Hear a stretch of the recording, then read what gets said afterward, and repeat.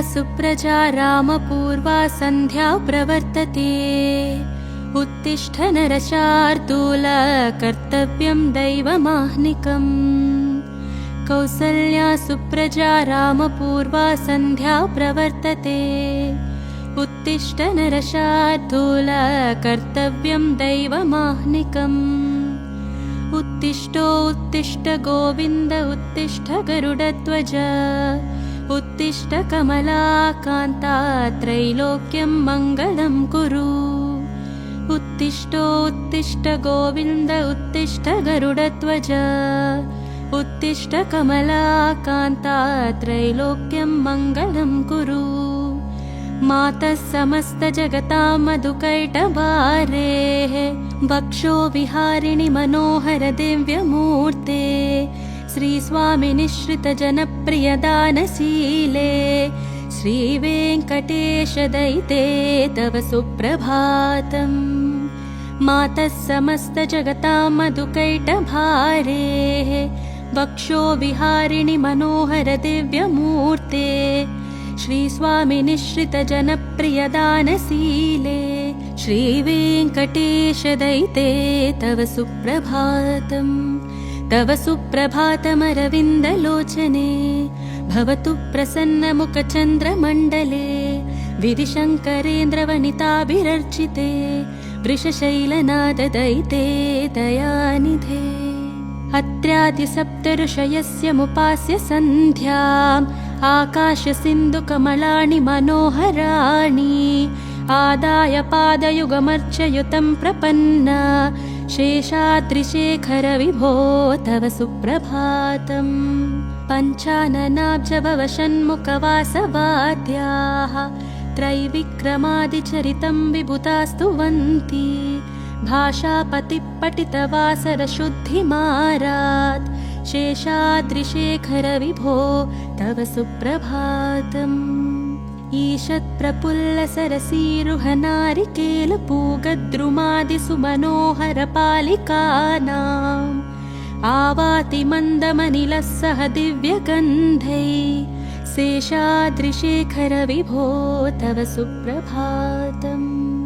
उन्मील्य नेत्रयुगमुत्तमपञ्जरस्ताः पात्रावशिष्टकदलीफलपायसानि भुक्त्या सलीलमदकेलिशुका पठन्ति।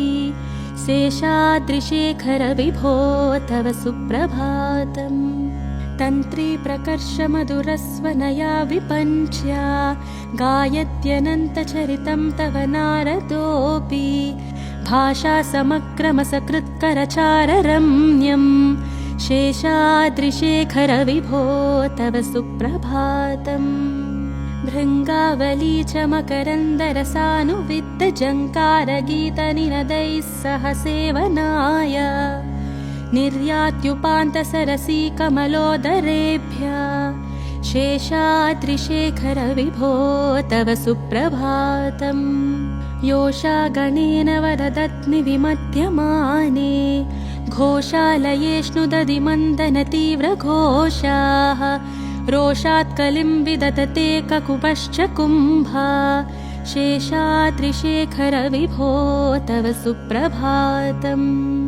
पद्मेशमित्रशतपत्रगतालिवर्गाः हर्तुं श्रियं कुवलयस्य निजाङ्गलक्ष्म्या भेरीनिनादमिव बिभत्रितीव्रनादम् शेषाद्रिशेखर विभो तव सुप्रभातम्। श्रीमन्नभीष्टवरदाखिललोकबन्धो श्रीश्रीनिवास जगदेकदयैकसिन्धो श्रीदेवतागृहभुजान्तर दिव्यमूर्ते श्रीवेङ्कटाचलपते तव सुप्रभातम्। श्रीमन्नभीष्टवरदाखिललोकबन्धो श्रीश्रीनिवास जगदेकदयैकसिन्धो श्रीदेवतागृहभुजान्तर दिव्यमूर्ते श्रीवेङ्कटाचलपते तव सुप्रभातम्। श्रीस्वामी पुष्करनिकाप्लवनिर्मलाङ्गाः श्रेयोर्थिनो हरविरिञ्च सनन्दनाद्याः द्वारे वसन्ति वरवेत्रहतोत्तमाङ्गा श्रीवेङ्कटाचलपते तव सुप्रभातम्।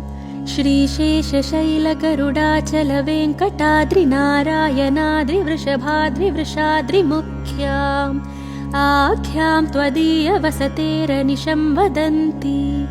श्रीवेङ्कटाचलपते तव सुप्रभातम्। सेवापरा शिवसुरेश कृशानुधर्मरक्षोऽम्बुनाथ पवमानधनाधिनाथाः बद्धाञ्जलिप्रविलसन्मिजशीर्षदेशाः श्रीवेङ्कटाचलपते तव सुप्रभातम्। धाटीषु ते विहगराज मृगादिराज नागादिराज गजराज हयादिराजाः स्वस्वाधिकारमहिमादिकमर्दयन्ते। श्रीवेङ्कटाचलपते तव सुप्रभातम्। सूर्येन्दुभौमबुधवाक्पतिकाव्यसौरिस्वर्भानुकेतुदिविशत्परिषत्प्रदानाः त्वद्दासदासचरमावधिदासदासाः श्रीवेङ्कटाचलपते तव सुप्रभातम्। त्वत्पादधूलिभरितस्फुरितोत्तमाङ्गाः स्वर्गापवर्गनिरपेक्षनिजान्तरङ्गाः कल्पागमाकलनयाकुलतां लभन्ते। श्रीवेङ्कटाचलपते तव सुप्रभातम्। त्वत्कोपुराग्रशिखराणि निरीक्षमाणाः स्वर्गापवर्गपदवीं परमां श्रयन्तः मर्त्या मनुष्यभुवने मतिमाश्रयन्ते। श्रीवेङ्कटाचलपते तव सुप्रभातम्। श्रीभूमिनायकदयादिगुणामृताब्धे देवादिदेव जगदेकशरण्यमूर्ते श्रीमन्ननन्तगरुडाधिभिरर्चिताङ्ग्रे श्रीवेङ्कटाचलपते तव सुप्रभातम्। श्रीपद्मनाभपुरुषोत्तमवासुदेव वैकुण्ठमाधव जनार्दन चक्रपाणि श्रीवत्सचिह्न शरणागत पारिजात श्रीवेङ्कटाचलपते तव सुप्रभातम्। कन्दर्पदर्पहर सुन्दर दिव्यमूर्ते कान्ताकुचाम्बुरुह कुड्मललोलदृष्टे कल्याण निर्मल गुणाकर दिव्यकीर्ते श्रीवेङ्कटाचलपते तव सुप्रभातम्। मीनाकृते कमठकोल नृसिंहवर्णिन् स्वामीन् परश्वथतपोधन रामचन्द्र शेषांश रामयदुनन्दन कल्किरूप श्रीवेङ्कटाचलपते तव सुप्रभातम्। ये लालवङ्गघनसार सुगन्धतीर्थम् दिव्यं वियत्सरिति हेमघटेषु पूर्णम् धृत्वाद्यवैदिकशिखामणय प्रहृष्टाः तिष्ठन्ति वेङ्कटपते तव सुप्रभातम्।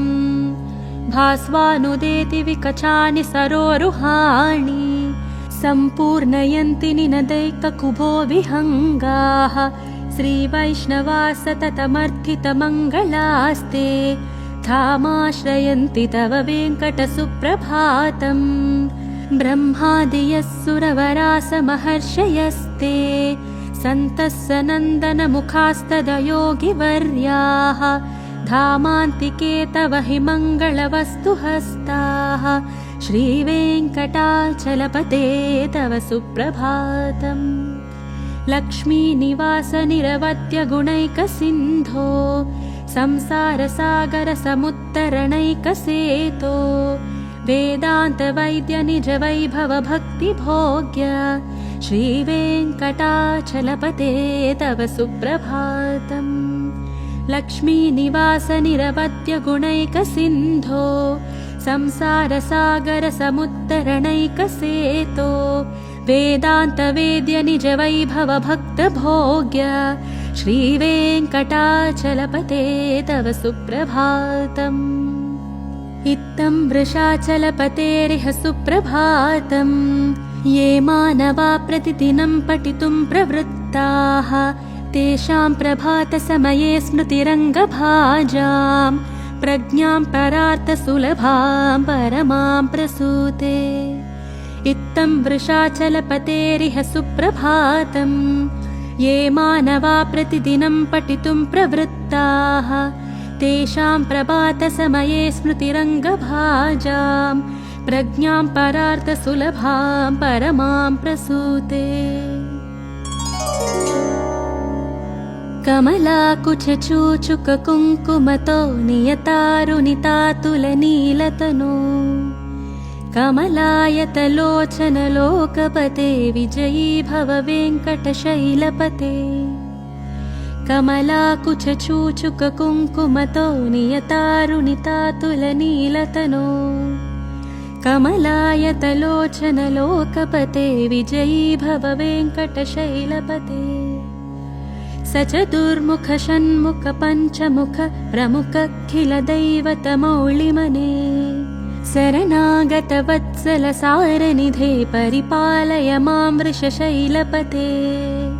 अतिवेलतया तव दुर्विषहैरनुवेलकृतैरपराधिशतैः भरितं त्वरितं वृषशैलपते परया कृपया परिपाहि हरे।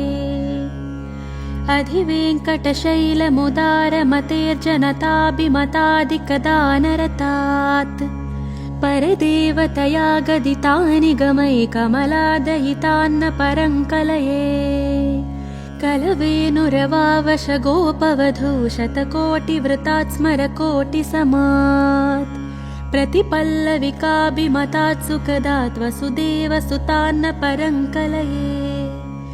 अभिरामगुणाकरदाशरदे जगदेकदनुर्धर धीरमते। रघुनायक राम रमेश विभो वरदो भवदेव दयाजलधे।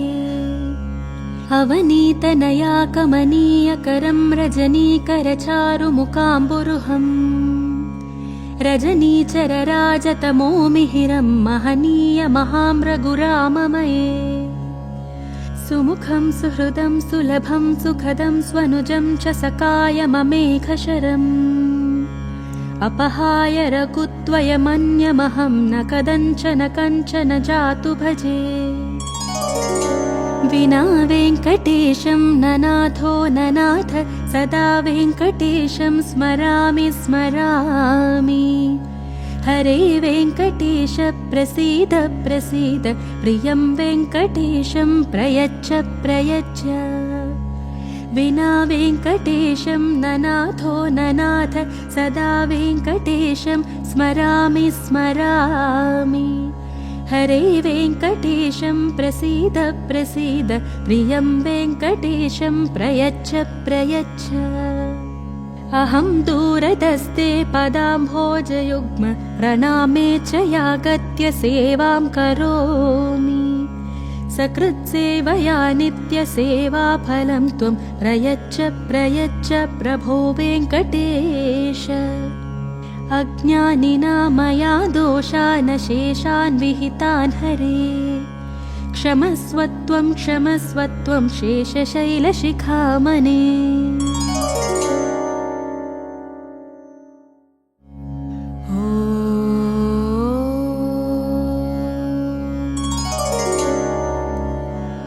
कौसल्या सुप्रजा रामपूर्वा सन्ध्या प्रवर्तते। उत्तिष्ठ नरशार्दूल कर्तव्यं दैवमाह्निकम्। कौसल्या सुप्रजा रामपूर्वा सन्ध्या प्रवर्तते। उत्तिष्ठ नरशार्दूल कर्तव्यं दैवमाह्निकम्। उत्तिष्ठ गोविन्द उत्तिष्ठ गरुडध्वज। उत्तिष्ठ कमलाकान्ता त्रैलोक्यं मङ्गलं कुरु। उत्तिष्ठ गोविन्द उत्तिष्ठ गरुडध्वज। उत्तिष्ठ कमलाकान्ता त्रैलोक्यं मङ्गलं कुरु। मातः समस्तजगतां मधुकैटभारेः वक्षो विहारिणि मनोहर दिव्यमूर्ते। श्रीस्वामिनिश्रितजनप्रियदानशीले श्रीवेङ्कटेश्वरि श्रीवेङ्कटेश दयिते तव सुप्रभातम् मातः समस्तजगतां मधुकैटभारेः वक्षो विहारिणि मनोहर दिव्यमूर्ते श्रीस्वामि निःश्रितजनप्रियदानशीले श्रीवेङ्कटेश दयिते तव सुप्रभातम् तव सुप्रभातमरविन्दलोचने भवतु प्रसन्नमुखचन्द्रमण्डले विधिशङ्करेन्द्रवनिताभिरर्चिते वृषशैलनाददयिते दयानिधे अत्र्यादिसप्तऋषयस्य मुपास्य सन्ध्याम् आकाशसिन्धुकमलानि मनोहराणि आदाय पादयुगमर्चयुतं प्रपन्ना शेषाद्रिशेखर विभो तव सुप्रभातम् पञ्चाननाब्जभवषण्मुखवासवाद्याः त्रैविक्रमादिचरितं विभुतास्तुवन्ति भाषापतिपठितवासरशुद्धिमारात् शेषाद्रिशेखर विभो तव सुप्रभातम्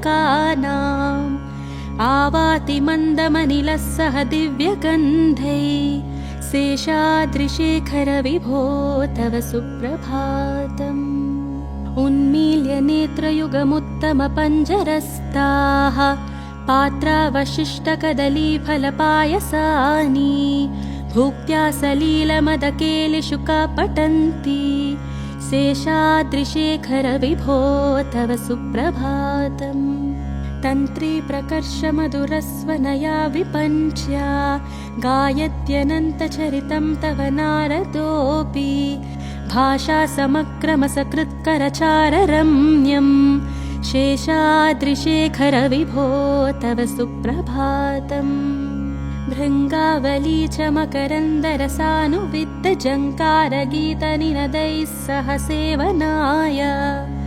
निर्यात्युपान्तसरसीकमलोदरेभ्यः शेषाद्रिशेखर विभो तव सुप्रभातम् योषागणेन वरदत्नि विमध्यमाने घोषालयेष्णुदधिमन्दनतीव्रघोषाः रोषात्कलिं विदधते ककुपश्च कुम्भा शेषाद्रिशेखर विभो तव सुप्रभातम् पद्मेशमित्रशतपत्रगतालिवर्गाः हर्तुं श्रियं कुवलयस्य निजाङ्गलक्ष्म्या भेरीनिनादमिव बिभत्रितीव्रनादम् शेषाद्रिशेखर विभो तव सुप्रभातम् श्रीमन्नभीष्टवरदाखिललोकबन्धो श्रीश्रीनिवास जगदेकदयैकसिन्धो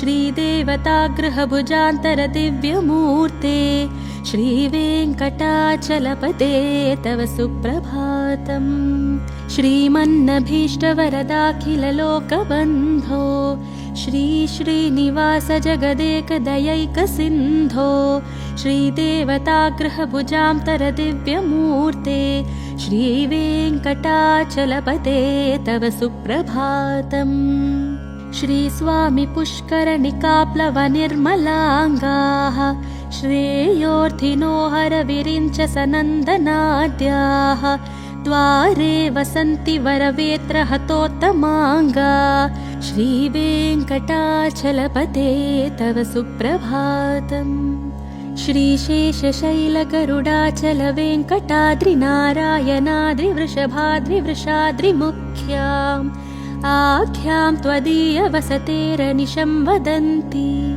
श्रीवेङ्कटाचलपते तव सुप्रभातम् सेवापराशिवसुरेश कृशानुधर्मरक्षोऽम्बुनाथ पवमानथनाधिनाथाः बद्धाञ्जलिप्रविलसन्मिजशीर्षदेशाः श्रीवेङ्कटाचलपते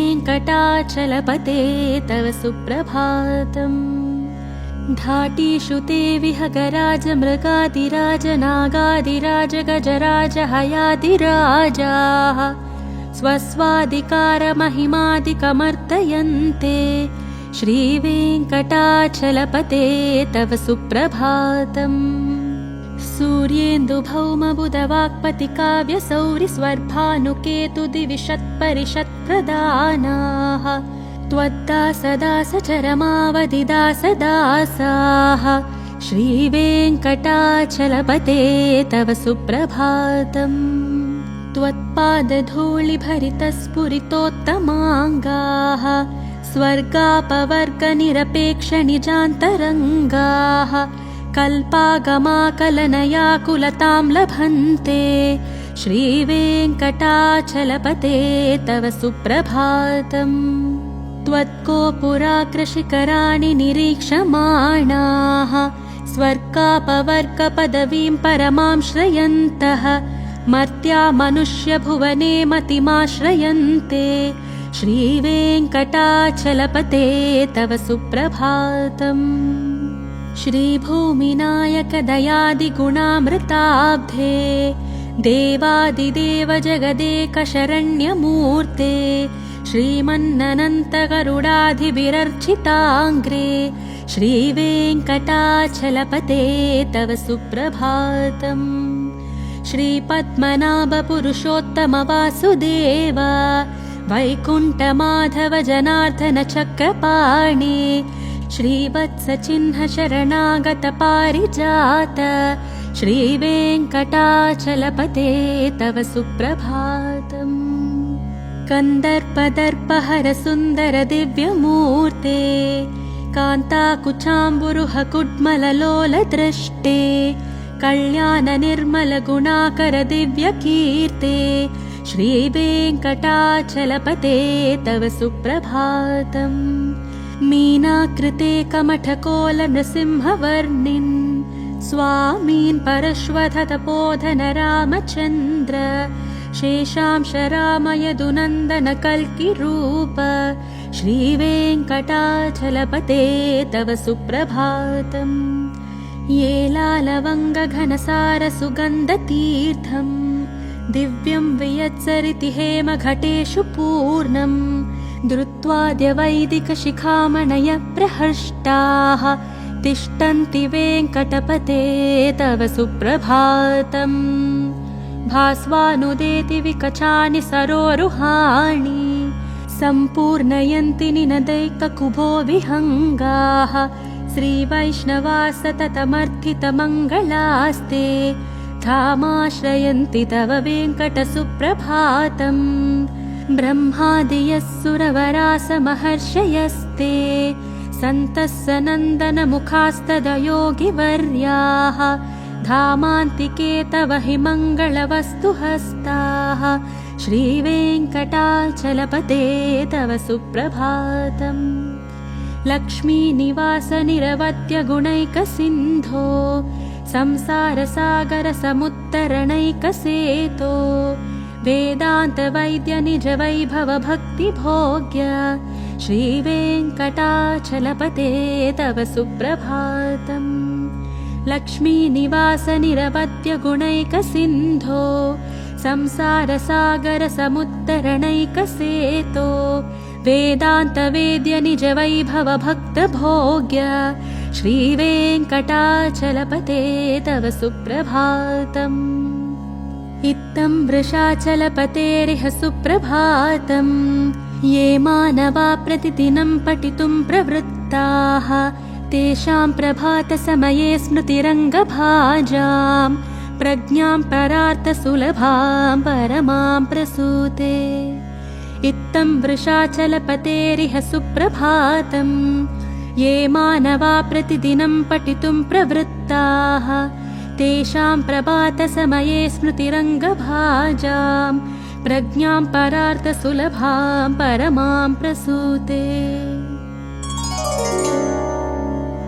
कमलाकुचचूचुककुङ्कुमतो नियतारुणितातुलनीलतनो कमलायतलोचनलोकपते विजयी भव वेङ्कटशैलपते।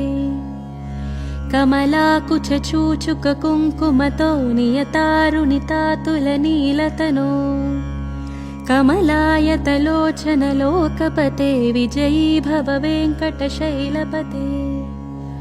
स चतुर्मुख षण्मुख पञ्चमुख प्रमुखखिलदैवतमौलिमने शरणागतवत्सलसारनिधे परिपालय मां वृषशैलपते अतिवेलतया तव दुर्विषहैरनुवेलकृतैरपरादिशतैः भरितं त्वरितं वृषशैलपते परया कृपया परिपाहि हरे अधिवेङ्कटशैलमुदारमतेर्जनताभिमतादिकदानरतात् परदेवतया गदितानि गमै कमलादयितान्न परङ्कलये कलवेनुरवावशगोपवधू शतकोटिवृतात् स्मरकोटिसमात् प्रतिपल्लविकाभिमतात् सुखदात् वसुदेवसुतान्न परङ्कलये अभिरामगुणाकरदाशरदे जगदेकदनुर्धर धीरमते रघुनायक राम रमेश विभो वरदो भवदेव दयाजलधे अवनीतनया कमनीयकरं रजनीकरचारुमुकाम्बुरुहम् रजनीचरराजतमोमिहिरं महनीयमहाम्रघुराममये सुमुखं सुहृदं सुलभं सुखदं स्वनुजं च सकायममेघशरम् अपहाय रघुत्वयमन्यमहं न कदञ्चन कञ्चन जातु भजे विना वेङ्कटेशं ननाथो ननाथ सदा वेङ्कटेशं स्मरामि स्मरामि हरे वेङ्कटेश प्रसीद प्रसीद प्रियं वेङ्कटेशं प्रयच्छ प्रयच्छ विना वेङ्कटेशं ननाथो ननाथ सदा वेङ्कटेशं स्मरामि स्मरामि हरे वेङ्कटेशं प्रसीद प्रसीद प्रियं वेङ्कटेशं प्रयच्छ प्रयच्छ अहं दूरदस्ते पदाम्भोजयुग्म प्रणामे च यागत्य सेवां करोमि सकृत्सेवया नित्यसेवाफलं त्वं प्रयच्छ प्रयच्छ प्रभो वेङ्कटेश अज्ञानिना मया दोषान् शेषान् विहितान् हरे क्षमस्व त्वं शेषशैलशिखामणे।